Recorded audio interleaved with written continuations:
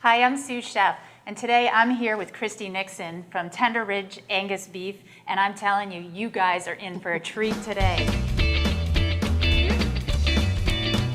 Making it real. Real people cooking real food.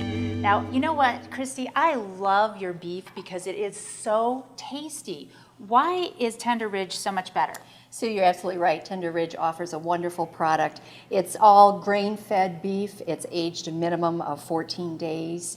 It's all hand-selected. Additionally, there are approximately 12 other control points that it goes through to ensure the tenderness. This particular recipe, we're going to be using beef shoulder, which has a tendency to be a little bit tough.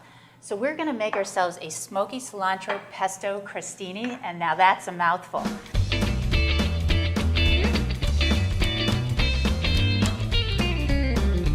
So today you're going to be my sous chef, right? Okay, yes. Okay. Well, first what I want to do before we get started with the pesto is I'm going to fire up a dry pan, and we're going to toast our pine nuts. And toasting your pine nuts gets a little tricky because they have a tendency to want to burn. Have you ever burned your pine nuts before? Yes. So you got to keep your eyes on them. They're full of oil, and that's what causes them to burn. So we're going to go ahead and put those in the pan. And don't let me forget, Christy, if I take my eyes off them for a second, you hit me. All right, while those are going, we'll add our other ingredients. Why don't you put half of the cilantro in a food processor. We're going to save the other half. We've got about 3 cups in there. The other half we're going to save for our garnish later. And then we're going to add, this is my secret ingredient in a lot of things. Have you ever had chipotle peppers? Oh, they're delicious. Smoky. They're actually smoked jalapenos in an adobo sauce. And if you don't like hot, take it easy on them because these babies are hot. So I'm going to go ahead and I'm going to put 2 of those in there. And I'm going to make sure I get a lot of that nice sauce on top of there. I'm going to have you cut that, and we're going to put the juices in there. And then we've got Spartan brand Parmesan cheese.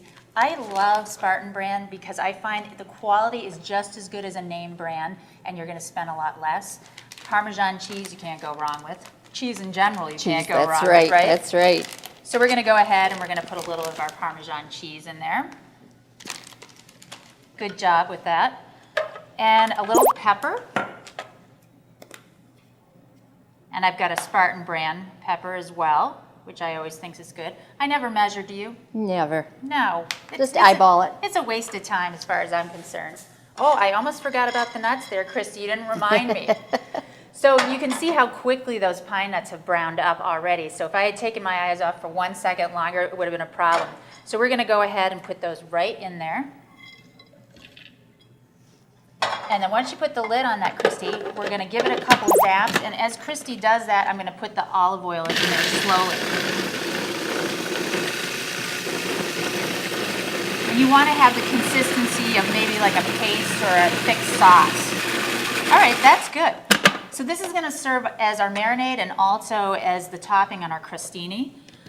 We're going to take our steaks and we're going to go ahead and smear that all over the steaks. That's another one of my culinary terms. And make sure that you save about half of it. I'm just going to go ahead and use that.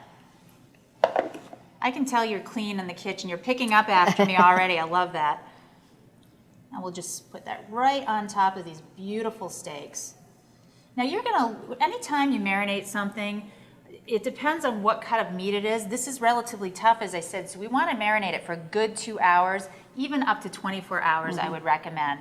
So we're going to go ahead and we're going to pop these in the fridge, and we're going to come back in a little bit and cook them.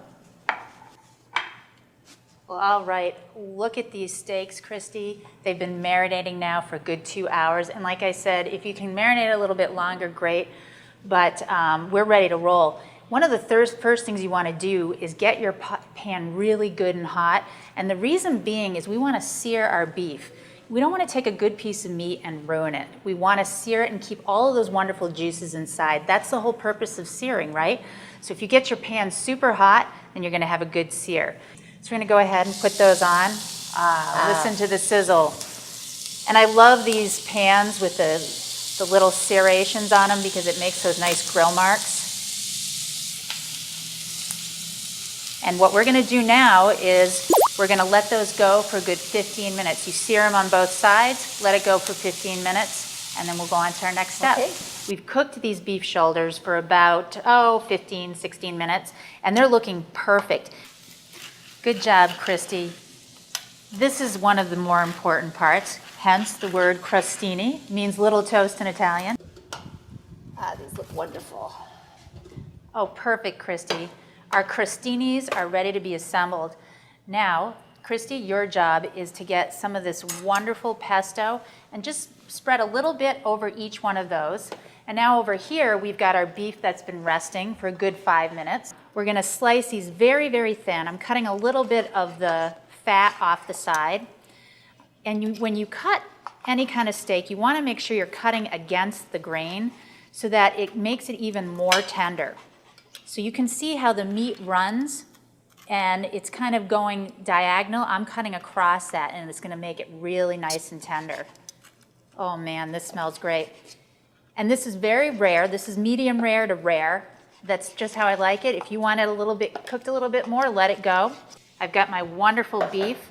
Cut it up small because it's a bite size. You don't want somebody to have a big chunk of meat and they're like trying to chew on it and pull on it. So you cut it pretty small.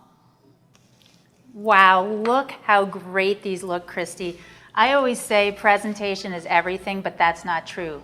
Flavor is everything, and with tender, rich Angus beef, we're gonna knock this recipe out of the ballpark. People are gonna love it. You're absolutely right, Sue, and when you go to your local Spartan store to purchase your tender ridge Angus, you know you're getting the best beef available. That's right, and this was so simple because we're just real people cooking real food.